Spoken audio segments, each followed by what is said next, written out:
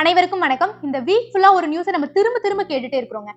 கேட்க மனசு அவ்வளோ ஒரு கஷ்டமா இருக்கு. கொல்கத்தால ஒரு பெண் மருத்துவரை செக்ஷுவலா அபியூஸ் பண்ணி கொடூரமா கொலை பண்ணியிருக்காங்க. பல நேரங்கள்ல டாக்டர் அப்படிங்கிறவங்க நம்ம உயிரை காப்பாத்துற தெய்வமா பார்ப்போம். சோ அவங்களுக்கு இப்படி ஒரு கொடுமையை பண்ணினவங்க இன்னும் உயிரோட தாங்க இருக்காங்க.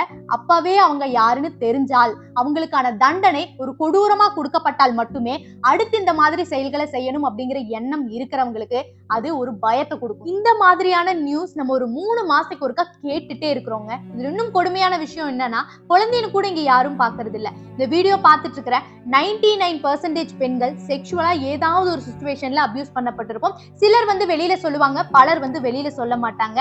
சோ இந்த மாதிரி ஒரு கொடூர செயல்களை செய்யற மிருகங்களுக்கு எந்த மாதிரியான தண்டனை கொடுக்கிறது? என்னுடைய பாயிண்ட் ஆஃப் வியூ, இந்த மாதிரியான குற்றங்களுக்கு தண்டனைகள் கடுமையாக்கப்படணுங்க. ரெண்டாவது, இந்த மாதிரி சம்பவங்கள் மதுபோதையிலே நடந்துருச்சுன்னு தான் அதிகமா சொல்றாங்க. மது இல்லாத நாடு அமைந்தால் நல்லா இருக்கும் அப்படின்னு நினைக்கிறேங்க.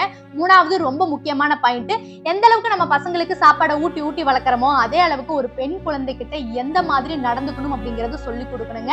நாலாவது, நம்ம பெண் குழந்தை கிட்ட குட் டச் பேட் டச்னா என்னன்னு சொல்லி தரணும். அவங்களுக்கு ஏதாவது இந்த மாதிரி ஒரு கஷ்டம் நடந்துச்சு அப்படின்னா நம்ம அம்மாட்ட சொல்லலாம், அப்பாட்ட சொல்லலாம் அப்படிங்கிறதுக்கான அந்த ஸ்பேஸ் அவங்களுக்கு நம்ம கொடுத்து வளர்க்கணுங்க. இது என்னுடைய பாயிண்ட் ஆஃப் வியூ. உங்களுக்குன்னு ஒரு கருத்து இருக்கும், ஒரு கோபம் இருக்கும், அது என்ன அப்படிங்கறத கமெண்ட்ல சொல்லுங்க. அதை பார்த்து ஒருத்தங்க மாறினா கூட நமக்கு அது பெருமைதாங்க.